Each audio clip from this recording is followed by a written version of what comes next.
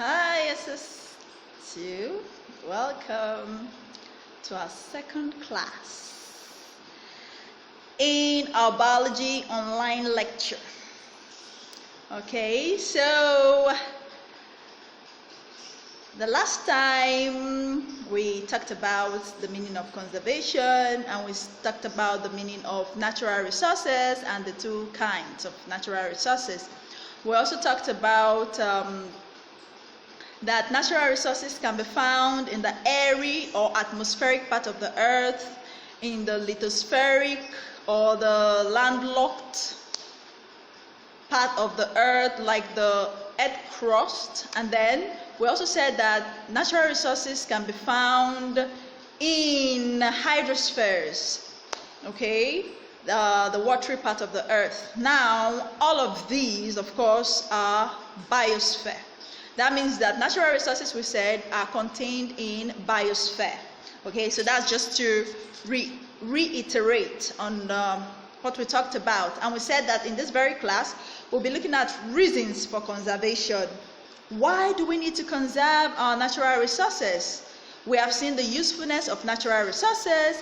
We have seen that it was placed there by nature for man's benefit, playing the satisfaction of man's immediate need as well as his economic needs. So we have seen that natural resources are important, okay? So they need to be conserved. All right, so going on from where we stopped the last class, we'll be looking at the reasons for conservation of these natural resources. And as you can see on the screen, number one is to allow for continued use of natural resources for man's benefit. Okay, so number two, to preserve rare and valuable species of plants and animals for the future generation, or to save them from extinction or permanent destruction. And then number three, to preserve naturally beautiful sceneries for their aesthetic values. Number four, to promote the recycling of some scarce mineral resources, e.g. water. Okay, so going by that, you see that there is need to conserve our natural resources so that we'll keep having them, even our next generations, to see them and to use them as well, because they are beneficial to man. And then it's a way of preserving our valuable resources, our wildlife, okay, all these valuable resources, okay, preventing them from going into extinction. All right, because if there was no conservation, these important natural resources, such as our wildlife, could become endangered and further becoming extinct. Thereby, we humans cannot find them readily available again for usage. That means that the role, it will not be good, because they play useful roles for survival of man. Okay, and so on and so forth. So read them up yourself. I hope you are with your notebook and your pen, just to jot down any other thing that is not found in the slide. Now, after the lecture, do well to copy the notes in the slide, all right, and review them alongside the chapter drafts of your textbook. All right, study. Okay, so let's move on to natural resources that need to be conserved. What are these natural resources that need to be conserved? Okay, so they will include our wildlife, water, forest, soil, air, mineral resources, all right? And then methods of conserving natural resources. So let's start first on how we can conserve wildlife. Now, what do we mean by wildlife to start with? If I may ask you, what do you understand by wildlife? Okay, so wildlife, okay, will include our plants and animals growing and living in their natural habitat. All right? Okay, so that's what wildlife will be. Now, there is a need for the establishment of game or forest reserves. So sometimes these plants growing in the wild, okay, the species, okay, the seeds can be taken or drafted, or like graftings, through propagatory means, okay, and transferred to reserves so that they can grow in that reserved area. So when you do that for plants, that place becomes a forest reserve.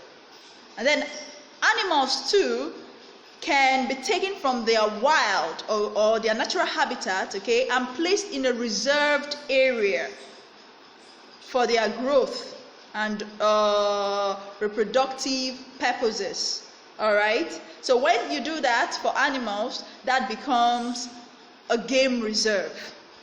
Now, why do we need to establish game or forest reserves? This is because animals and plants, while growing in their natural habitat, they are prone to indiscriminate killings and felling for plants. Okay, for example, when animals are found growing in their natural habitat, say animals such as maybe the zebra, the lions, okay, those animals, when you see them growing in their wild, even the elephants, okay, they are prone to poaching. The elephants, for example, are prone to poaching. Poaching. That is shooting them by human beings. Okay, human beings who strategically position themselves from afar and using the bow and arrow or spears or any other, or even guns, to shoot them. Okay, and then go and carry them. All right. So these animals become they are not protected while growing in their natural habitat. These indiscriminate killings of elephants, for example, for the ivory contained in the tusks of elephant, has made elephants become endangered. And if care is not taken, if it continues, elephants may soon go into extinction. The same thing with leopards. They have been poached for their hide, which people use for clothing, okay, and even furniture making. So if this continues, the leopard right now, okay, is endangered. Is an endangered species, and if care is not taken, it will continue. If it continues, they could go also into extinction, and so on and so forth. So animals, while growing as wildlife in their natural habitat, are prone to indiscriminate poaching and killing. So there's a need now for the establishment of game reserves. It is a reserved area where these animals can be protected from killings by humans. Okay, and for plants, you discover that plants too also suffer these, for example, the indiscriminate felling of trees. Plants too, while growing in their natural habitat, can be indiscriminately cut down, leading to some endangered species of plants and even extinction. So there's a need to get a reserved area or a mapped out zone, okay, and for the growing of these plants. So that means that the government can go into the forest, get some species of plants, maybe the seeds or even the parts of those plants, and then come to plant them in these reserved areas. And these areas, of course, will be well protected by government agencies. That way, our plants and animals are protected. So that's why there is need for establishment of game or forest reserves. Okay, and then there's need for establishment of zoological gardens. All right, and then there's also need for the control of hunting to prevent extinction of some animal species. And then what about water? Of course, trapping or storage of water in tanks or wells, damming of rivers to allow for more effective management of water, and then there should be treatment and recycling of used water. Water is a scarce resource. Only less than 1% of fresh water is available globally. So water, even effluent polluted water or wastewaters must be recycled, treated to be reused. That way we will conserve our water resources. And we shouldn't leave our taps running. Okay, we shouldn't use too much quantity of water for washing. We should know the right quantity of water to use, and that should be the right quantity to be drawn from our taps. Okay, and yeah, so that's it. Use the right quantity. That's what conservation is all about. You must be good with your quantitative reasoning to use the right quantity of water, for the right purpose of what you're doing to avoid wastage. And now what about forests? Cutting of trees without destroying the underground growth. So when you cut trees, if you must, then we must make sure that these trees are cut to the stump so that they can regrow. Okay, and for every one tree cut, we should plant 2 trees to take the place of that one tree cut. So there should be no indiscriminate felling of trees, okay, or cutting down of trees. We should have tree planting seasons where youngsters and even adults are encouraged to plant trees. And then reforestation, or encouraging the planting of trees and so on and so forth. There should be no careless forest fires that will cut or destroy all the trees, including the juveniles.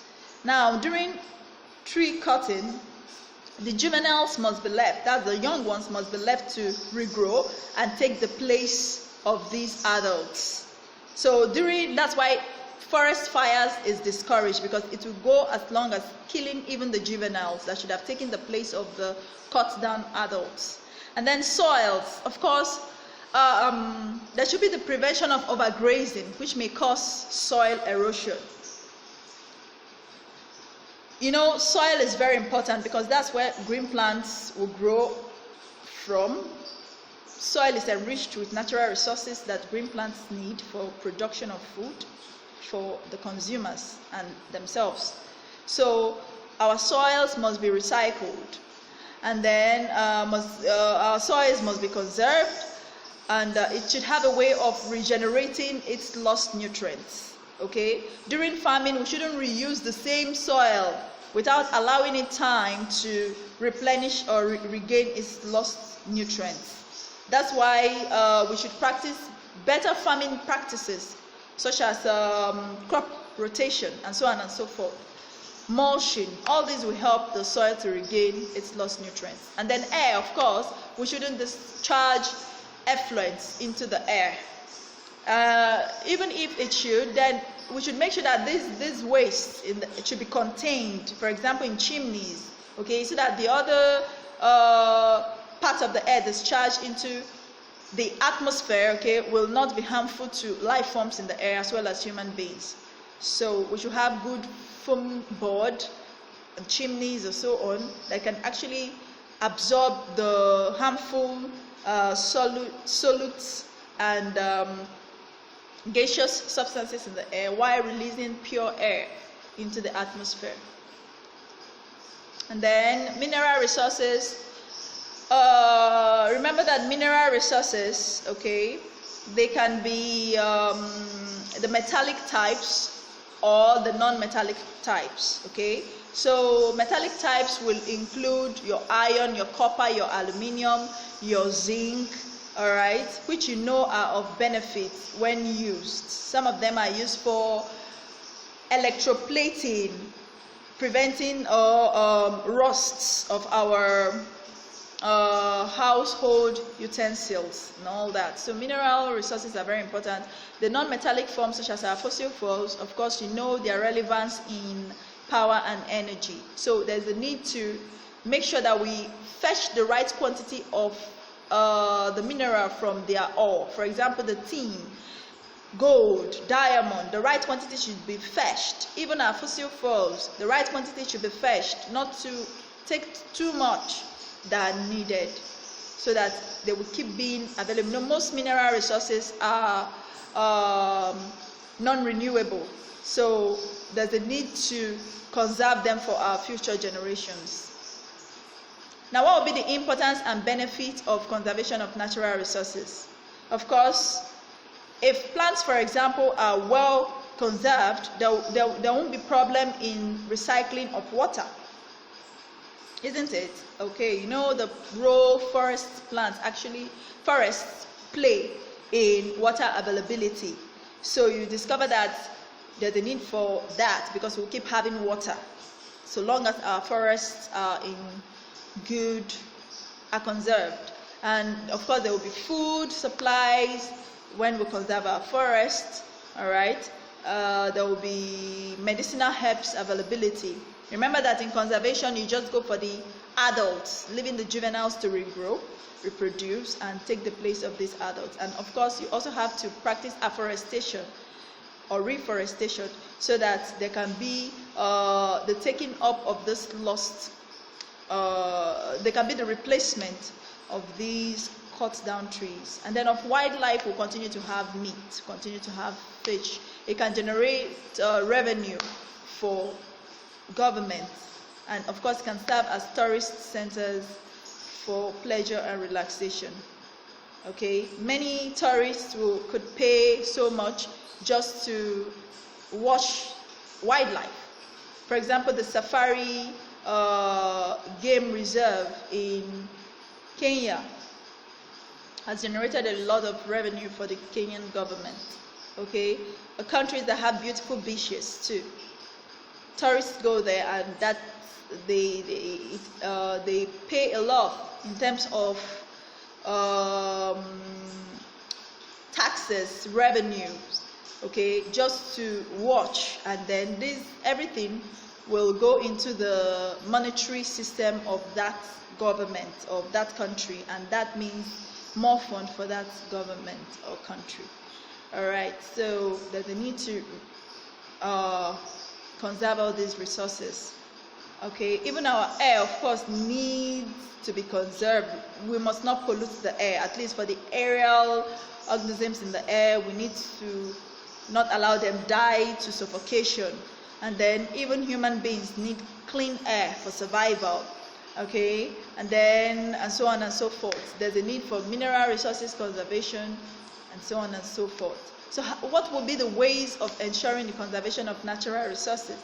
Establishment of agencies for conservation, establishment of game reserves or national parks, making of conservation laws, edicts or decrees, conservation education like we're doing right now, setting standards for pollution control.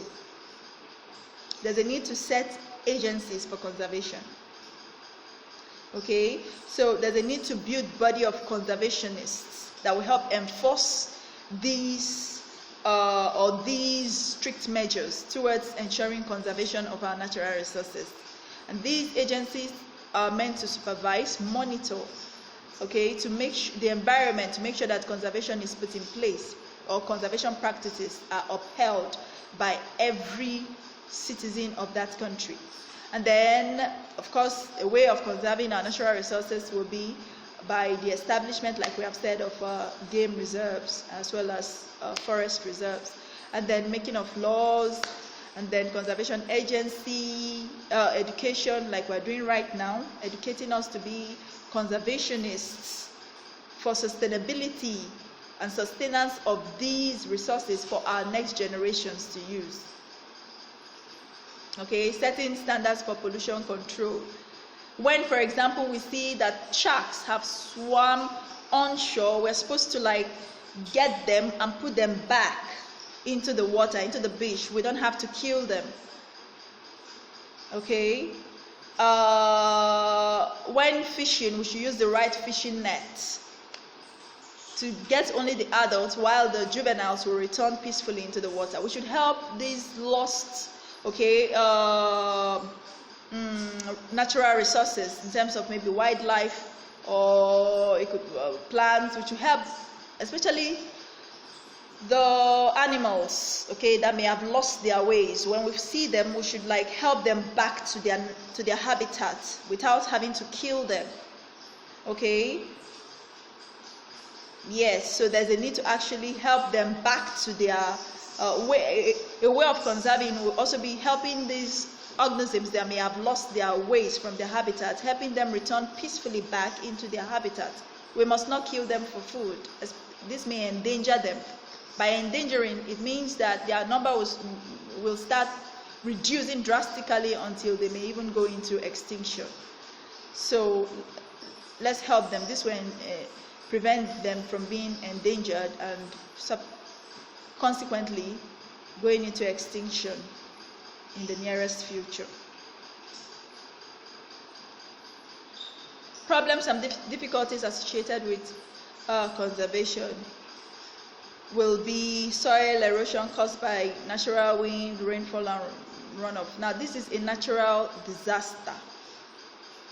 Okay, talking about natural disasters, what if earthquake and floods happen? This can release some pollutants onto the earth's surface, and okay. So when this happens beyond man's control, you see that many natural resources could be destroyed. So it becomes a challenge, okay, because this is something man cannot control. These natural resource disasters is something man can't really control. So what if they happen? They can cause pollution of our earth, okay, and that can affect conservation because many natural resources can be destroyed. So that's a problem. That's a problem. So we human beings too must sensitize the citizens, our people, on the need to avoid pollution of land, air, and water, as this contradicts conservation principles. And then what if they would not listen? It becomes a challenge, but we really need to keep doing more. The government agencies, the conservationists, people that have gone through conservation education must all do some write-ups, do many sensitization, either by writing or by talking to these people, by addressing them in whatever way we can to make sure that they see the harm of pollution to our world and our earth. That way, the earth will no longer suffer from global warming, and the earth will be a better place for us to live in. Okay, so and so on and so forth. So you just read them up yourself, and we also you have to just read them up yourself. And then let's just take number 5. Indiscriminate hunting leading to eradication of wildlife should be stopped. Okay, people will still be stubborn that they will still go for hunting indiscriminately. Like, it's not like hunting is bad, but during hunting, let's leave the young ones, because these ones will grow, reproduce, and take up the lost adults. But many people are so stubborn, so to say, that they will keep hunting everything, including the juveniles. And that could lead to their being endangered and going into extinction. So there's a need to sensitize people a lot for them to know. These stubborn ones could be caught, okay, punished by law, to serve as examples for the others in the community, okay, because if not, people will still keep violating these conservation laws. All right, so thank you for listening, and I will advise you to also at your own time, okay, you can download these materials, okay, and for the notes are already contained in the slides. All right, so do well to read them and ask your questions on the WhatsApp platform, and I'll readily answer. I wish you a happy times, and stay focused, okay? Take this class seriously, and God bless you. Bye.